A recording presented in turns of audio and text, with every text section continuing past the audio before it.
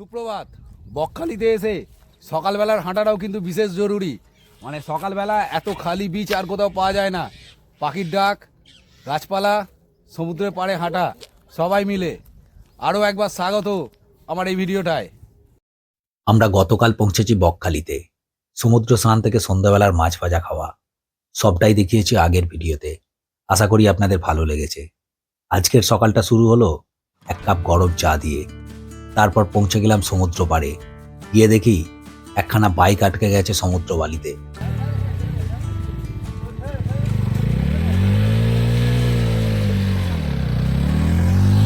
বকখালি এলে সকালের হাঁটা, এটাও বকখালি ঘোরার অবিচ্ছিন্ন একটা অংশ। সকালবেলা পরিবারের সকলে মিলে এইভাবে হাঁটতে দারুণ লাগে। পাশে সবুজ গাছপালা, একদম শান্ত, কয়েকটা পাখির ডাক, আর সামনে বিস্তৃত বালুচর, তারপর সমুদ্র। একবার এদিকে তাকা, ভালো করে ভালো করে। ভালো করে আমি কি এই মেয়েটার জন্য একটা ভালো ছেলে দেখবেন। বকখালি সি বিচের আর একটা বিশেষত্ব হলো কাঁটা গাছ। চলুন একবার দেখে আসি কাঁটা গাছগুলো কেমন আছে।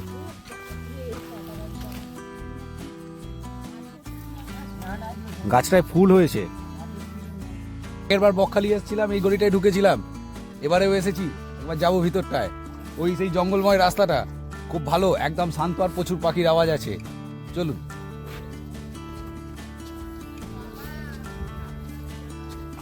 আয়।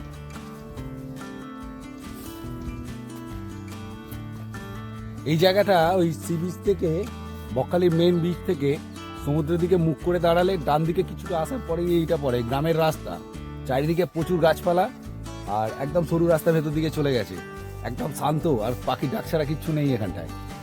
তবে এবারে কিন্তু মাইকের আওয়াজ পাচ্ছি, প্রচুর লোকজন এসেছে পিকনিক করতে, তাই একটা মাইকের আওয়াজ বাজছে। এছাড়া আর কিছু নেই এখানটায়।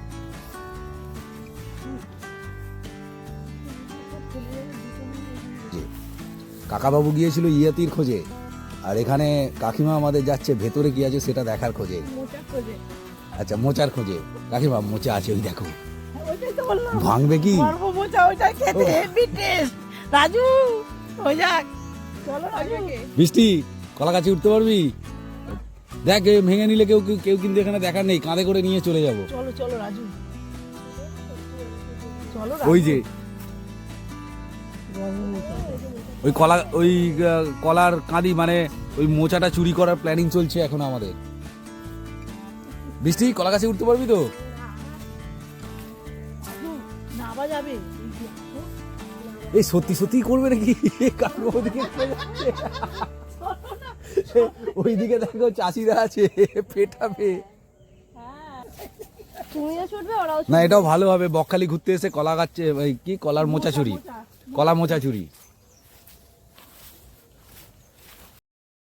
সকালে পায়চারি করতে এমনিতেই ভালো লাগে, তার উপরে এত সুন্দর আর নির্জন সমুদ্র পার, তার সাথে ফ্যামিলির সকলে মিলে গল্পগুজব। সব মিলিয়ে সকালের ঘন্টা কতক সময় যে কিভাবে কেটে গেল বুঝতেই পারলাম না। এভাবেই সকলে মিলে সকালটা খুব ভালোভাবে কাটালাম। তারপর হোটেলে ফিরে এসে এক্কেবারে চেক আউট করে বেরিয়ে পড়লাম বকখালি সাইট সিন করতে। বকখালিতে ঘুরে দেখার জন্য বেশ কয়েকটা জায়গা রয়েছে। আমাদের লাঞ্চ পর্যন্ত যতগুলো হবে ততটাই ঘুরব। তার মধ্যে অবশ্যই থাকছে হেনরি আইল্যান্ড। প্রথমে আমরা সেখানেই যাচ্ছি। হেনরি আইল্যান্ডে থাকার জন্য বেশ কিছু সরকারি কটেজ আছে, তবে জায়গাটা একেবারে নির্জন আর নিরিবিলি। যারা একান্ত নির্জনতা খোঁজেন তাদের জন্য এই জায়গাটা একদম পারফেক্ট। আর রয়েছে অগন্তি মাছের ভেরি। কয়েক মিনিটের মধ্যেই পৌঁছে গেলাম হেনরি সি বিচে যাওয়ার টোটো স্ট্যান্ডে। টোটো স্ট্যান্ডে নেবে এই জঙ্গলের ভিতর দিয়ে হেনরি আইল্যান্ডে যাওয়া। বকখালি আসলে এই জায়গাটা যাই, খুব ভালো লাগে। মানে জঙ্গলের ভিতর দিয়ে সবাই মিলে আসা, একসাথে হেঁটে হেঁটে যাওয়া। আজকে প্রচুর পর্যটক আছে, কেন এটা 26শে জানুয়ারি, মানে বকখালির পিক সিজন। হিসাব মতো জায়গা খালি নেই, সেই অবস্থায় এখান দিয়ে যাওয়া। প্রচুর লোকজন আছে, কিন্তু অন্য সময় একদম নির্জন থাকে এবং পুরো শান্ত পরিবেশটা থাকে, খুব ভালো লাগে। এক টুকরো সুন্দরবনের ছোঁয়া এই হেনরি আইল্যান্ডে আসলে পাওয়া যায়, তবে আজকে সুন্দরবনের নির্জনতা কোনোভাবেই নেই। আইল্যান্ডের এই কাঠের ব্রিজটা ভীষণ রকম জনপ্রিয়।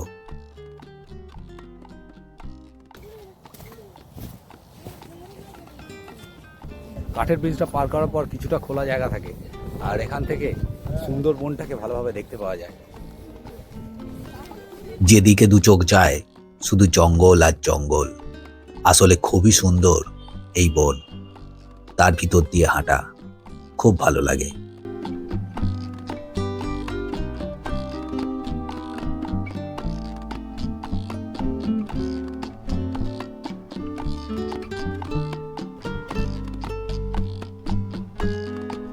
সমুদ্র পাড়ে যাওয়ার আগে আলো ছায়া ভরা এই জঙ্গলটায় কয়েকটা ছবি না তুলে থাকতেই পারা যায় না। এখানকার সমুদ্র বীচটাও কিন্তু খুব সুন্দর, তবে জলে নামতে দেয় না। তবে সমুদ্র সৈকতটাই এত সুন্দর, মন কেড়ে নেয়।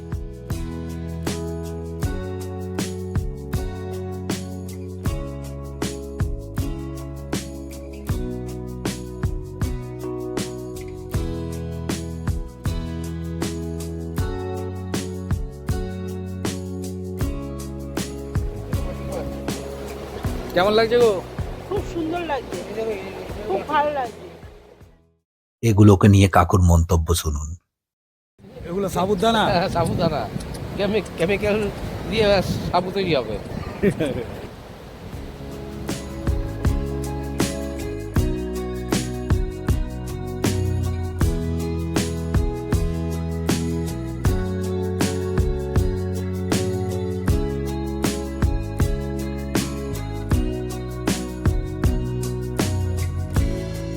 এটা পেলাম হেনরি আইল্যান্ডে।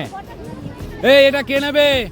আমি এই ঝিনুকটা এখনো জীবিত আছে, তাই এটাকে নিয়ে যাওয়া হলো না, রেখে যাচ্ছি এখানেই, মানে হেনরি আইল্যান্ডেই। সমুদ্রের জল- ছেলেমেয়েরা তাদের মতোই আছে, ছেলের মাও তাতে যোগ দিল। তারপর ছবি তোলা। সমুদ্র পাড়ে অনেকক্ষণ ছিলাম, আবার সুন্দরবনের ভেতর দিয়ে টোটো স্ট্যান্ডে ফেরা। হলো আমাদের হেনরি আইল্যান্ড ঘোরা। হেনরি আইল্যান্ড ঘোরার পর এবার ফ্রেজারগঞ্জে মাছ দেখতে কয়েকটা ট্রলার এসেছে, দেখা যাক মাছ দেখতে পাওয়া যায় কিনা।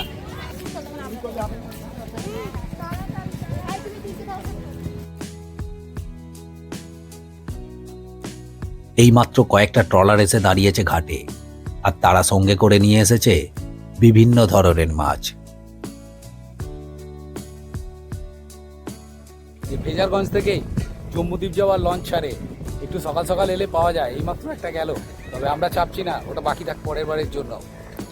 ফ্রেজারগঞ্জ থেকে আমরা চলে এলাম কার্গিল বিচ। এখানে সমুদ্র পাড়টা বাঁধানো, আর সমুদ্রের জল এক্কেবারে পার পর্যন্ত। শুটকি মাছের থেকে একটু দূরে থাকাই ভালো। এরপর আমরা চলে এলাম ফেজাজ সাহেবের বাড়ি দেখতে। প্রাকৃতিক বিপর্যয় আর রক্ষণাবেক্ষণের অভাবে ঘরটা জীর্ণদশায় হন্টেড হাউসে পরিণত হয়েছে, তবে ভূতের ছবি শুটিং এর জন্য একদম উপযুক্ত।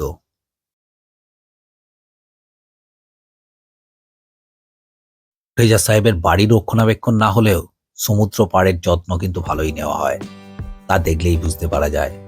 আর এখানে সমুদ্রের জলটাও অনেক কাছে।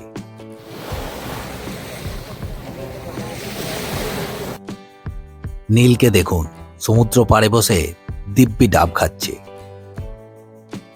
এখানে ছোটখাটো কয়েকটা দোকান আছে, টুকিটাকি জিনিস পাওয়া যায়, আর রয়েছে একখানা মন্দির। সকাল পেরিয়ে দুপুর হলো, পেটে অল্প খিদেও পেয়েছে। বুঝে গেলাম খাওয়া দাওয়া সেরে বকখালি ছেড়ে চলে যেতে হবে নামখানা স্টেশন। তবে আপনারা ভিডিও ছেড়ে যাওয়ার আগে অবশ্যই একটা লাইক দিয়ে দেবেন, আর চ্যানেলটাকে সাবস্ক্রাইব করে রাখবেন পরের ভিডিওটা পাওয়ার জন্য। ভালো থাকবেন, সুস্থ থাকবেন, নমস্কার।